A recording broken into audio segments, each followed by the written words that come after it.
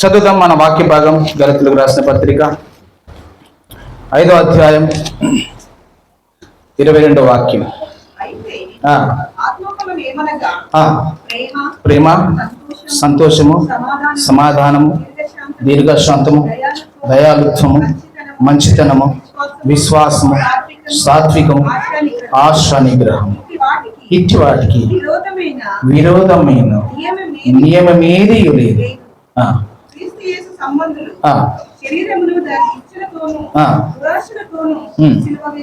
ఆమేన్. హల్లెలూయా, హల్లెలూయా. ఇప్పటికి ఎన్ని అయిపోయినాయి? ఇందులో నుంచి ఆత్మ ఫలములా మనం ఎండింగ్ లోనికి వచ్చినాం ఆల్రెడీ. కాబట్టి మరలా నేను క్వశ్చన్స్ చేస్తూ ఉంటాను, రిపీటెడ్. ఓకే, ఆత్మ ఫలము. ఏం ఫలము? ఆత్మ ఫలము ఎవరికి ఉంటది? ఇది ఆత్మ ఎవరికైతే ఉంటుందో, ఆత్మ పూర్ణులు ఎవరైతే ఉంటారో, ఆత్మ చేత ఎవరైతే నడిపింపబడతారో వారి లోపల ఉండే ఫలం. ఏం ఫలం ఇది? ఆత్మ ఫలం. హల్లెలూయా, రైట్. ఇప్పుడు మన లోపల ఆత్మ ఫలం ఉందా లేదా? ఫస్ట్ టైం మనం ప్రశ్న వేసుకున్నప్పుడు, ప్రేమ గురించి మాట్లాడుతున్నప్పుడు రమేష్ బ్రదర్ చెప్పిండు కొంచెం ఉంది, అన్నిట్లో కొంచెం ఉంది అని. అవునా? అన్నిట్లో కొంచెం ఉందా?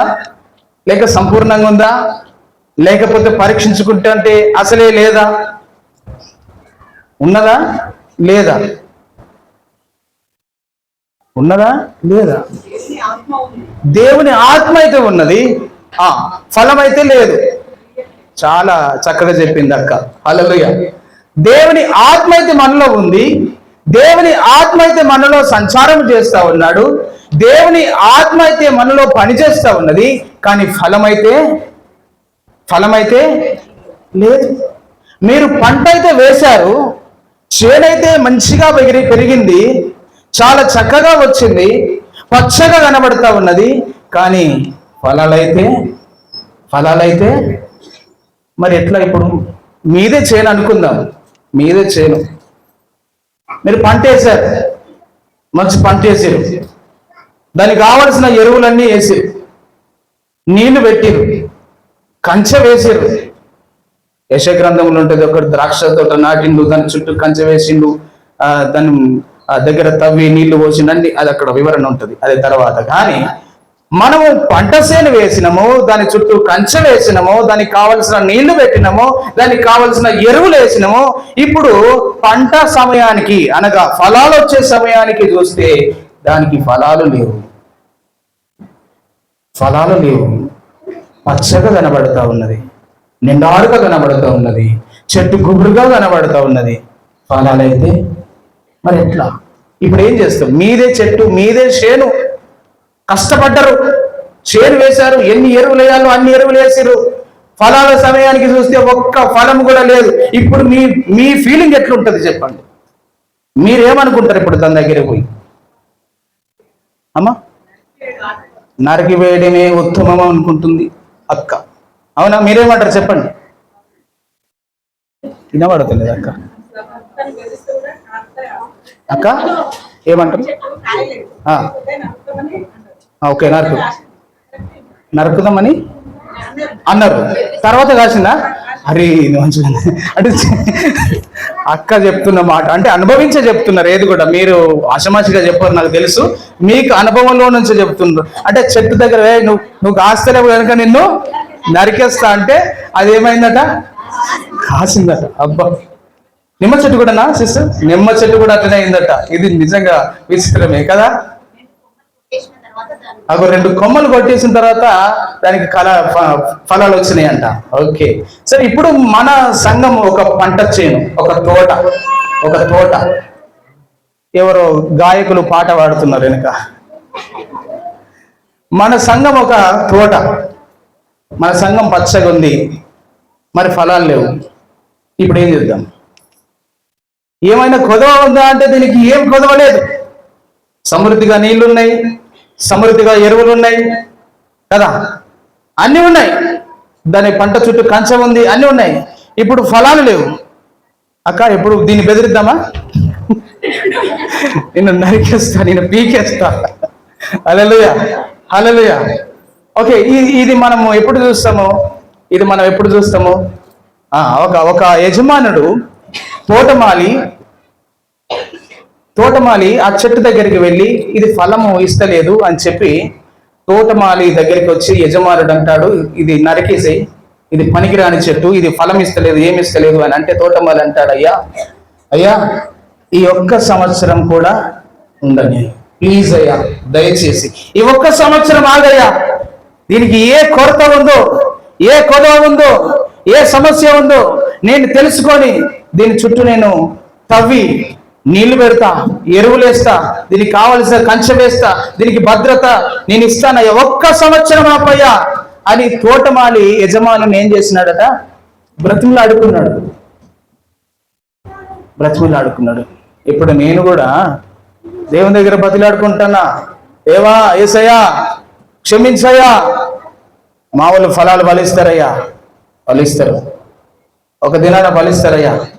మోషే దగ్గరికి దేవుడు వచ్చి, మోషే ఎవరు కూడా వీళ్ళు నా మాట వింటలేరు, నీ మాట కూడా వింటలేరు, తీసేయి, చంపేస్తాను నేను, జరుగురు, పక్కకు జరుగు అని మోషేని అన్నాడు దేవుడు.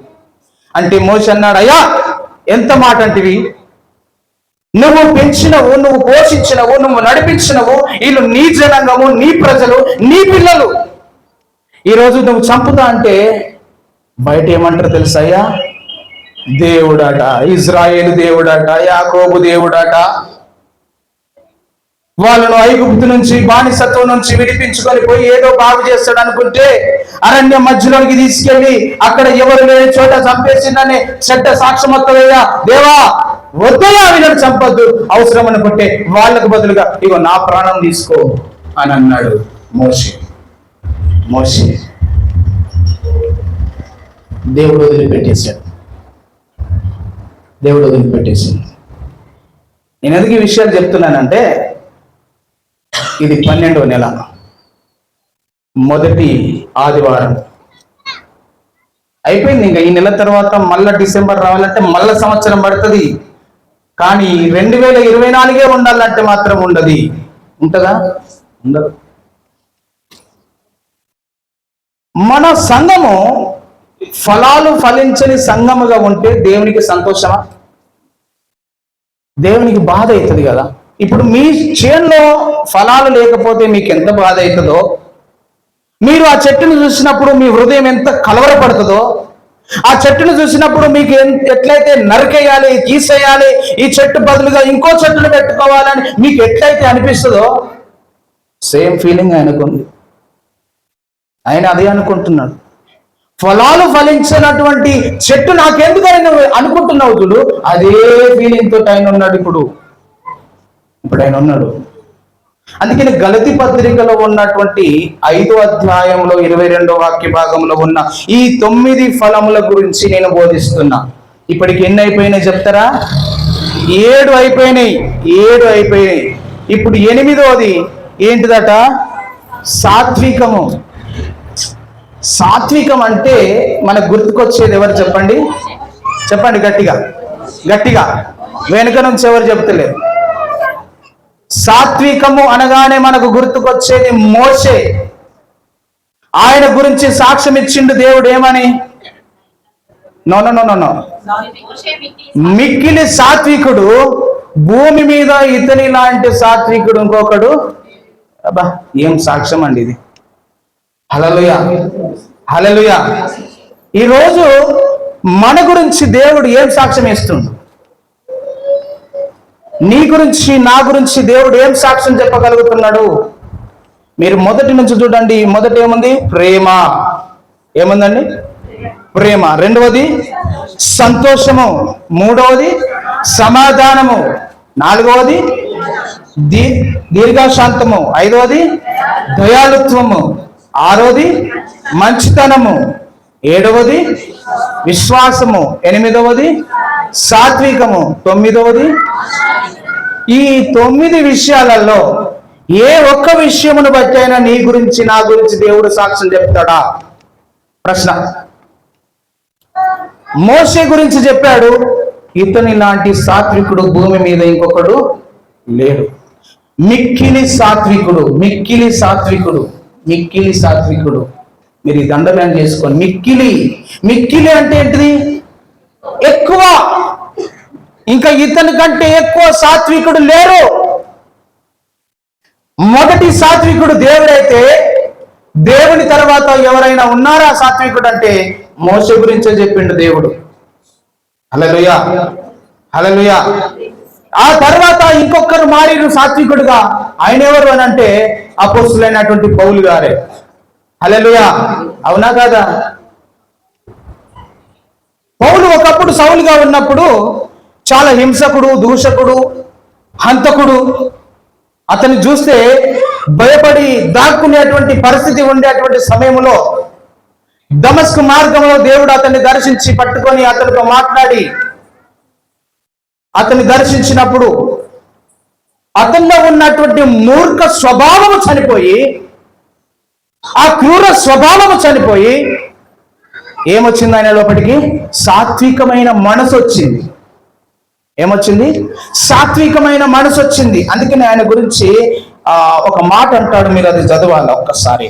అపోస్తల కార్యముల గ్రంథము 9వ అధ్యాయము 15వ వచనం 16వ వచనం. నీవు వెళ్ళు. ఎవరితో మాట్లాడుతున్నాడు అని అంటే అననీయాతో చెప్తున్నాడు. అననీయాకు చెప్పాడు దేవుడు ఏమని అని అంటే, అననీయా, సౌలు కనబడ్డాడు, సౌలు ఫలానా దగ్గర ఉన్నాడు, అతనికి కళ్ళ వెంబడి పొరలొచ్చాయి, అతడు చూపు కోల్పోయాడు, నీవు వెళ్ళి అతని తల మీద చేయబెట్టి ప్రార్థన చెయ్యి, అతనికి కంటి చూపు వస్తుంది, అతడు నా కొరకు ఏం చేయాలో నేను అతనికి చూపిస్తాను, నా కొరకు ఎన్ని హింసలు పడాలో నేను చూపిస్తాను, నువ్వు వెళ్ళు అనని అంటే అననీయ భయపడ్డాడు.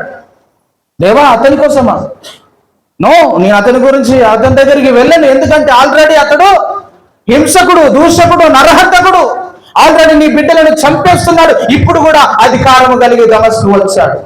ఎందుకోసమో తెలుసా? నీ బిడ్డలను, నిన్ను ఆరాధించే వాళ్ళను చంపేయడానికి వచ్చాడు. అతని దగ్గరికి నన్ను వమ్మంటావా దేవా అంటే, నువ్వు భయపడకు, నువ్వు వెళ్ళు. ఇప్పుడు చదవండి. అందుకు నువ్వు వెళ్ళు, అన్య జనుల ఎదుటను, రాజుల ఎదుటను, ఇశ్రాయేలీల ఎదుటను నా నామమును భరించుటకు ఇతడు నేను ఏర్పరచుకొనిన సాధనమై ఉన్నాడు. హల్లెలూయా, హల్లెలూయా. ఇక్కడ కూర్చున్న మనందరికీ వర్తిస్తుంది ఈ మాట. ఇది ఆశమాశ కాదు, ఇది ఏదో లైట్ గా తీసుకోవడానికి లేదు. ఈ మాట చాలా జాగ్రత్తగా మనం వినాలి. ఇక్కడ కూర్చున్న మనమందరము మనల్ని దేవుడు ఎన్నుకున్నాడు అని అంటే ఇగో ఇదే మాట. నీకంటే జ్ఞానవంతులు బయట ఉన్నారు, నీకంటే తెలివివంతులు బయట ఉన్నారు, నీకంటే ధనము కలిగిన వాళ్ళు బయట ఉన్నారు, నీకంటే లగ్జరీ లైఫ్ జీవించే వాళ్ళు బయట ఉన్నారు. కానీ ఈ రోజు నిన్ను నన్ను ఇక్కడ కూర్చుండబెట్టాడు దేవుడు. ఎందుకో తెలుసా?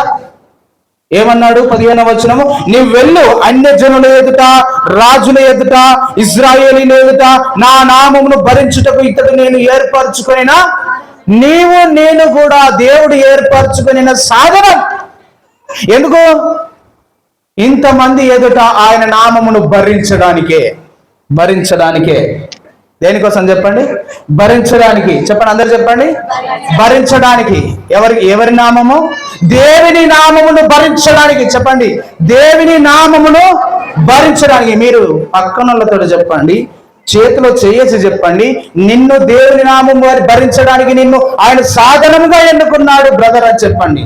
మీరు చెప్పండి, సిస్టర్, దేవుని నామమును భరించడానికి నిన్ను ఆయన సాధనముగా ఎన్నుకున్నాడు సిస్టర్ అని చేతిలో చేసి చెప్పుకోండి అమ్మా. ఏమైతుంది అది చెప్పుకోండి, చెప్పుకోండి.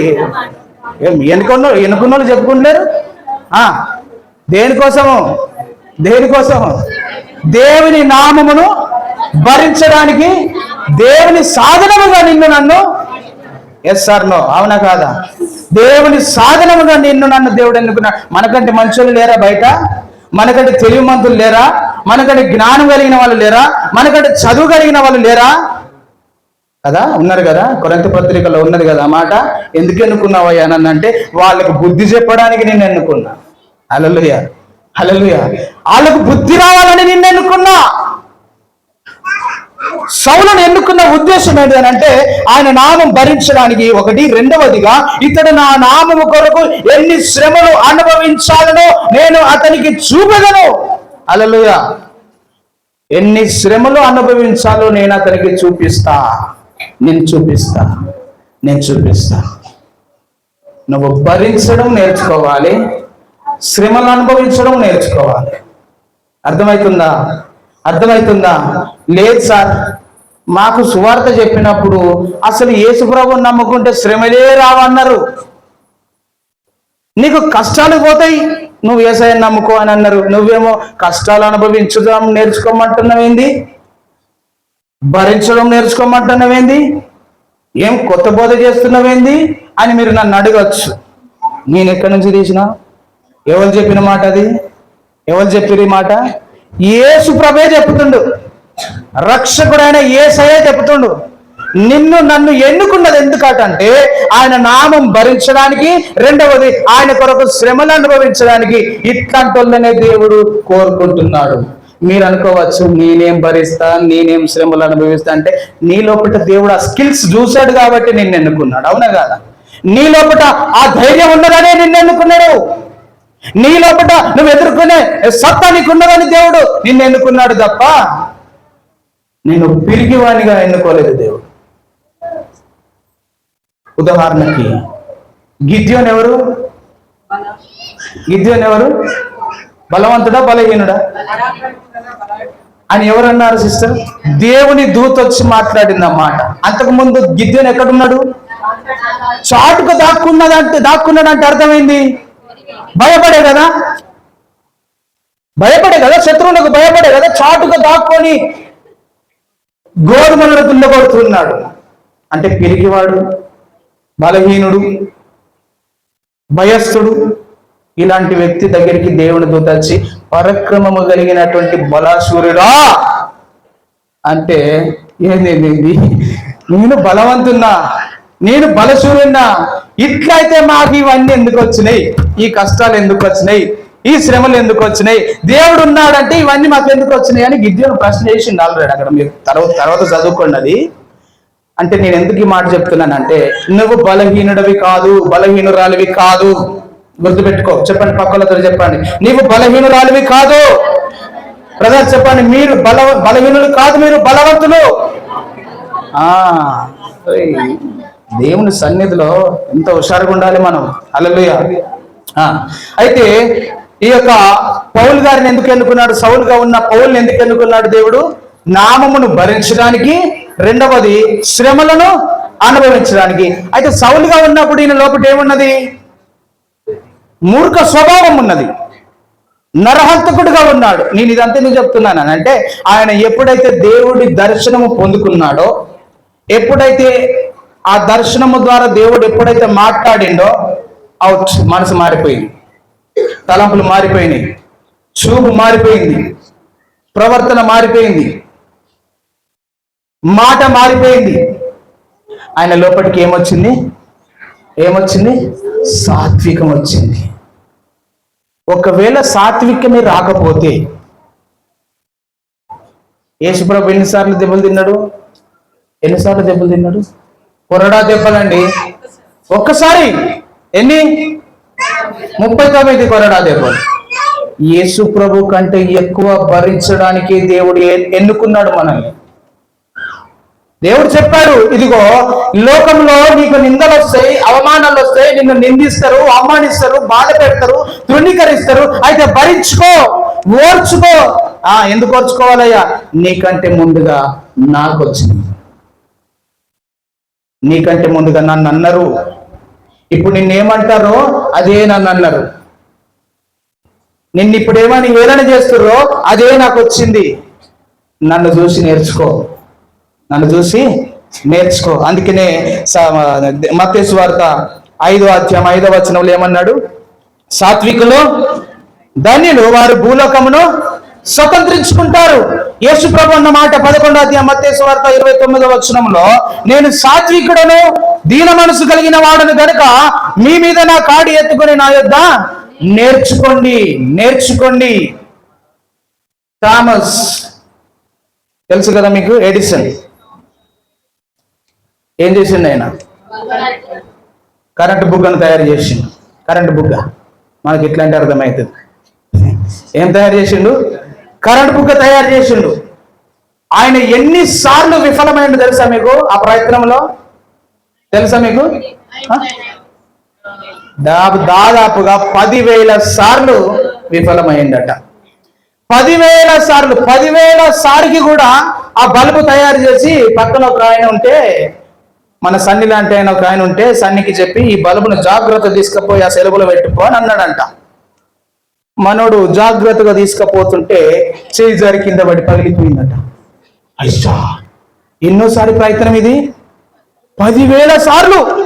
10,000 సార్లకి అమ్మాయ్యా నేను సక్సెస్ అయినా అనుకునే సమయానికి ఏం చేసి నేనా కింద వాళ్ళు కొట్టి, sir sir sir sorry sir తప్పైంది, పగిలిపోయింది సార్ అంటే ఇప్పుడు కనుక ఏమనాలిగా? ఇప్పుడు ఏమంటాం? మనమైతే ఏమంటాం చెప్పండి? మీ ఇన్నర్ ఫీలింగ్ చెప్పండి. మనమైతే ఏమంటాం చెప్పండి అమ్మా.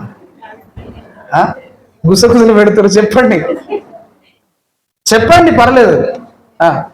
అక్క ఎలిజబెత్ అక్క ఏమంటావు అక్క నువ్వైతే? భయం. అక్క భయం ఎదురా నీకు? ఇంత కష్టపడి 10,000 సార్లు ప్రయత్నం చేస్తే కనుక ఈ బుగ్గ తయారైంది, ఇప్పుడు నేను ఏం చేయాలి అని చెప్పి తిట్టాలి, శిక్షించాలి. కానీ అలాంటి పని చేయలేదంటమ్మా. హల్లెలూయా.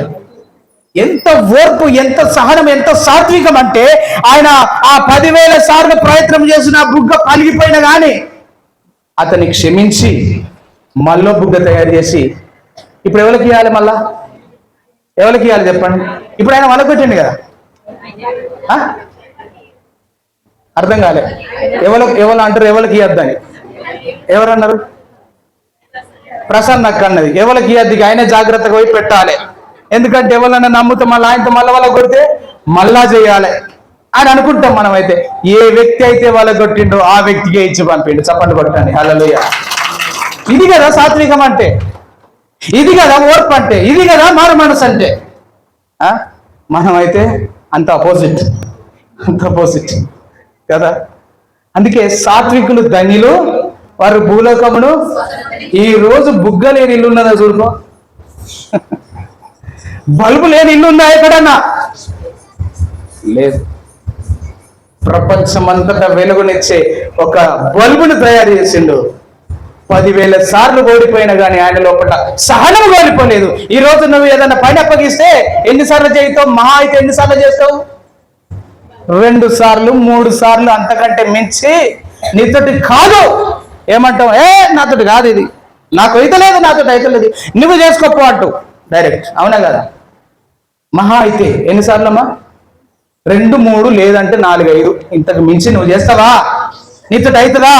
కానీ 10,000 సార్లు కూడా అది పాడైపోతున్న ఓపికతోటి, అది పగిలిపోతున్న ఓపికతోటి, సాత్వికమైన మనసుతోటి, ఓర్పుతోటి, విశ్వాసముతోటి, నిరీక్షణతోటి 10,000 సార్లు చేయంగా సక్సెస్ అయింది కరెంటు బల్బు. హల్లెలూయా. అందుకనే వాక్యాన్ని మనం అర్థం చేసుకోండి. ఎందుకు ఈ మాట అన్నాడు? సాత్వికులు ధన్యులు, వారు భూలోకమును. నువ్వు సాత్వికంగా ఉంటే భూలోకముని నువ్వు స్వతంత్రించుకోగలుగుతావు. నువ్వు ఎక్కడికి పోయినా నువ్వు పైవాడిగా ఉంటావు, గొప్పవాడిగా పిలువబడతావు. అందుకే సాత్వికమైన మనసు దేవునికి ఇష్టమైన మనసు. దేవుడు కోరుకునేది ఏంటంటే సాత్వికమైన మనసు. కాబట్టి మనం మోషేలాగా, పౌలులాగా సాత్వికులుగా మనం ఉండాలని దేవుడు కోరుతున్నాడు. ఎట్లా ఉండాలంట? మనం సాత్వికులుగా ఉండాలి. సాత్వికులుగా ఉంటేనే దేవుడు ఎవరై ఉన్నాడు? దేవుడు ఏమై ఉన్నాడు? ఆయన సాత్వికుడు కనుక మనము కూడా అతివారమై మనం ఉండాలి. అవునా కదా? హల్లెలూయా, హల్లెలూయా. ఈ సాత్వికత్వము అనేది మనలో లేకపోతే, ఈ ఓర్పు, విశ్వాసము, నిరీక్షణ, ప్రేమ ఇలాంటి మనలో లేకపోతే మన చెట్టు నరికి వేయబడుతుంది. మనం ఇలాంటి ఫలాలు ఇవ్వకపోతే మన చెట్టు ఒక దినాన నరికివేయబడుతుంది. జాగ్రత్త. తర్వాత విషయాన్ని గమనిస్తే ఏంటిది? 9వ ఫలం ఆశ నిగ్రహం. ఆశ నిగ్రహం అంటే ఏంటిదండి? ఆశ నిగ్రహం ఇంకో భాషలో ఇంద్రియ నిగ్రహం అంటారు. ఆశ నిగ్రహము, ఇంద్రియ నిగ్రహము అంతా ఒకటే. అంటే దీన్ని ఏమంటారు? ఇంకా కొంచెం దీన్ని ట్రాన్స్లేషన్ చేసుకుంటే సెల్ఫ్ కంట్రోల్. ఇది ఇంగ్లీష్ పదం, తెలుగులో చెప్పండి. మనసును కంట్రోల్ చేసుకోవడం. మళ్ళీ కంట్రోల్ అంటే ఇంగ్లీషే. అదుపులో పెట్టుకోవడం. మన మనసును అదుపులో పెట్టుకోవడం, మన కోరికలను అదుపులో పెట్టుకోవడం. దీన్ని ఏమన్నారు? ఆశ నిగ్రహం. భూలోకములో ఆశాజీవి ఏదైనా ఉంది అంటే అది మనిషి.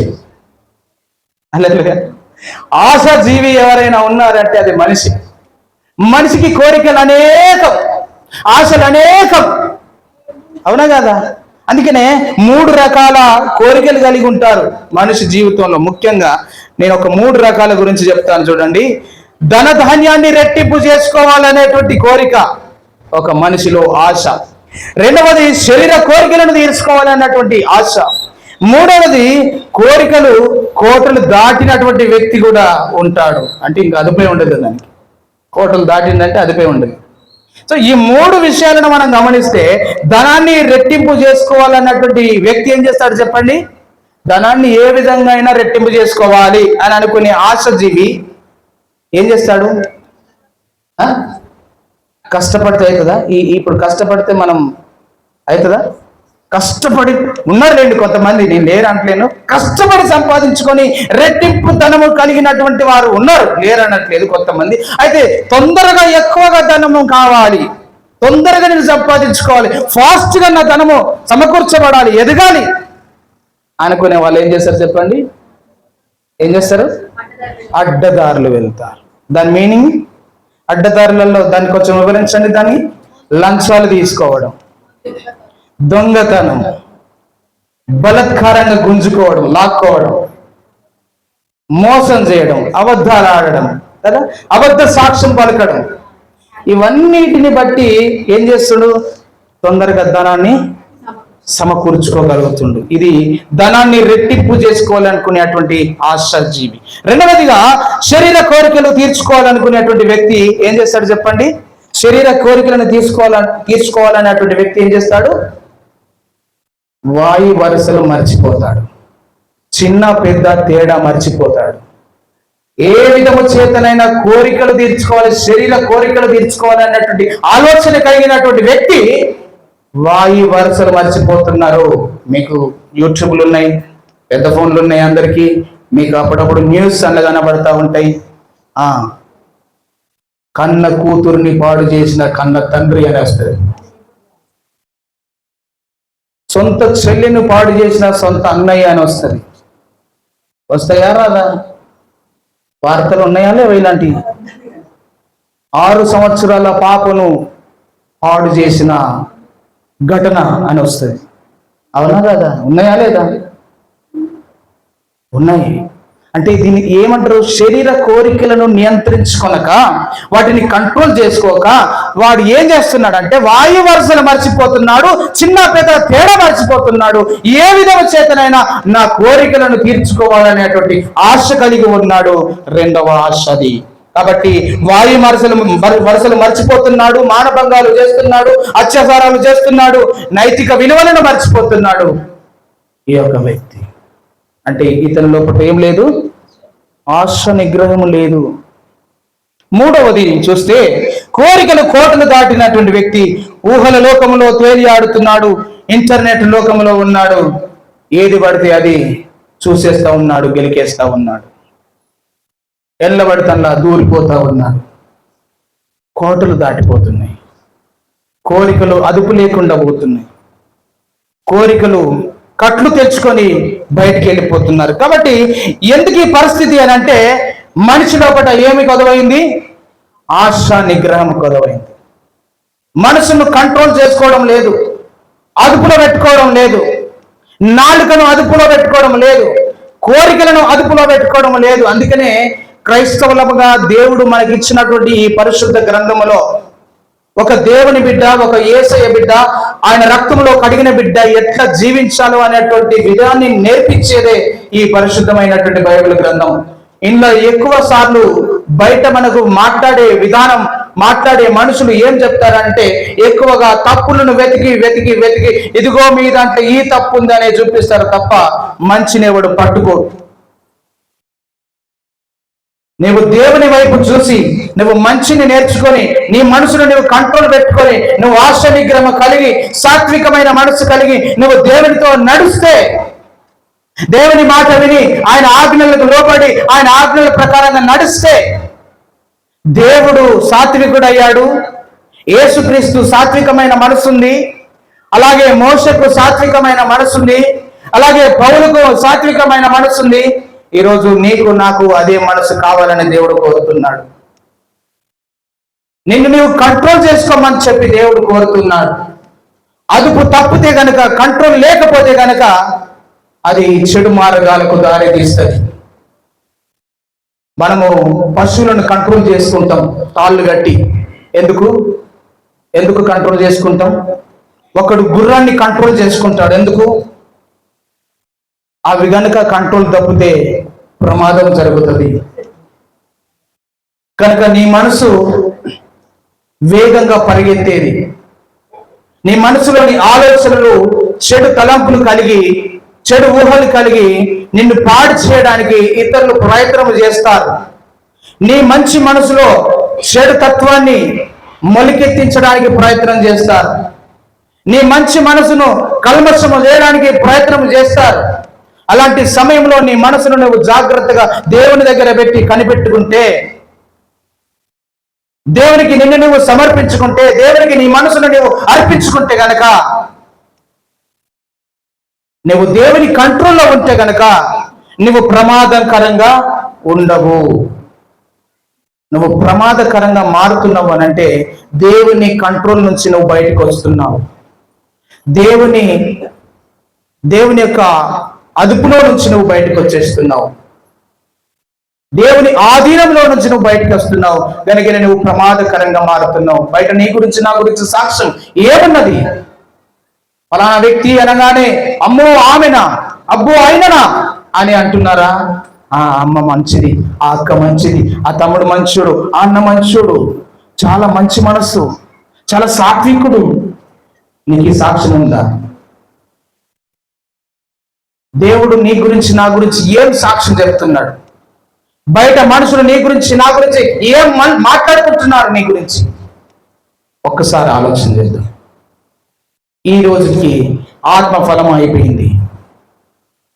9 విషయాలు ఇప్పటి వరకు మనం నేర్చుకున్నాం. రాబోయే కొత్త సంవత్సరంలో కనుక ఈ ఆత్మఫలం మనం చూపించకపోతే దేవుడికి, ఇంకా మాట్లాడితే డిసెంబర్ ఎండింగ్ వరకు ఈ ఆత్మఫలం మనం దేవునికి చూపించకపోతే కొత్త సంవత్సరంలోనికి వెళ్తామో వెళ్ళమో తెలియదు. ఎవరు ఏ రోజు మరణిస్తున్నారో అర్థం కాని పరిస్థితిలో ఉన్నాం. చిన్న పిల్లలు మొదలుకొని పెద్దవాళ్ళ దాకా గుండెపోటు వస్తుంది. మనం తినే తిండి వల్ల, మనం తాగే నీళ్ళ వల్ల, అంత కలుషితం. మనం అనుకుంటాం నాకెందుకు వస్తుంది గుండెపోటు, నాకు ఇంకా 40 దాటలేదు కదా, నేను కొవ్వు బట్టి లేను కదా అని అనుకోవద్దు ఎప్పుడు. మనం ఎంత జాగ్రత్తగా ఉన్నా రోగాలు అనేటివి వస్తూ ఉన్నాయి. ప్రమాదకరమైనటువంటి పరిస్థితులలో మనం ఉన్నాం. భయంకరమైనటువంటి దినాలలో మనం ఉన్నాం. ఎప్పుడు ఏ రోజు మనం కన్ను మూస్తామో తెలియదు. ఈ భూమి మీద కన్ను మూయక ముందే దేవుని కొరకు నువ్వు ఏ ఫలం కలిగి ఉన్నావో ఆలోచించు. దేవుని సన్నిధికి నువ్వు ఏ అర్పణను తీసుకొస్తున్నావో ఆలోచించు. దేవుని కొరకు ఎన్ని ఆత్మలు నీ ద్వారా వచ్చారో ఆలోచన చేసుకో, పరీక్షించుకో. ఎప్పుడో ఏ క్షణమో తెలియదు. ఫస్ట్ మీరు నేను ఎవరో తెలియదు. ఏదో ఒక రోజున మన ఫ్లెక్స్ అక్కడ చర్చ్ ముందు ఫ్లెక్స్ అనేది ఎవరిది పడుతుందో తెలియదు. ఫ్లెక్స్ పడకముందే, దుర్దినాలు రాకముందే, ఏసయ్య అక్కడ రాకముందే మనల్ని మనం ఒక్కసారి పరీక్షించుకుందాం. ఏమి ఇస్తున్నాం దేవునికి? ఏమి సంపాదించి ఇచ్చాం దేవునికి? ఏ ఆత్మఫలం మనలో ఉంది దేవునికి ఇవ్వడానికి? ఇది ఆలోచించుకుందాం. ఇప్పటి వరకు ఉన్నటువంటి మీ పగలు, ప్రతీకారాలు ఇవన్నీ పక్కన పెడదాం. ఒక్కసారి ఆలోచించుకోండి. సమయం లేదు. ఎదుగో పనులలో మనం చేయబోతున్నాం. ఒక్కసారి కళ్ళు మూసుకొని పరీక్షించుకుందాం. అవును దేవా, ఈ ఆత్మ ఫలంలో నాలో ఒకటి ఏదుంది? ఇదిగో మోషాను మా ముందుకు తీసుకొచ్చాం, పౌలును మా ముందుకు తీసుకొచ్చాం, థామస్ ఎడిసన్ మా ముందుకు తీసుకొచ్చాం. అవునయ్యా, మాలో ఎలాంటి మనసు ఉంది? ఒక్కసారి ఆలోచన చేసుకుందాం, ఒక్కసారి ఆలోచన చేసుకుందాం. ప్లీజ్ కొన్ని క్షణాలు అటు ఇటు తిరగొద్దు, కళ్ళు మూసుకుందాం, ప్రార్థన పూర్వకంగా ఉందాం, మనల్ని మనం పరీక్షించుకుందాం. ఈ రోజే నీకు లాస్ట్ రోజు అయితే దేవుడు వచ్చి నేను అడిగితే ఆయనకు నీ సమాధానం ఏంటిది? ఆలోచన చేద్దాం.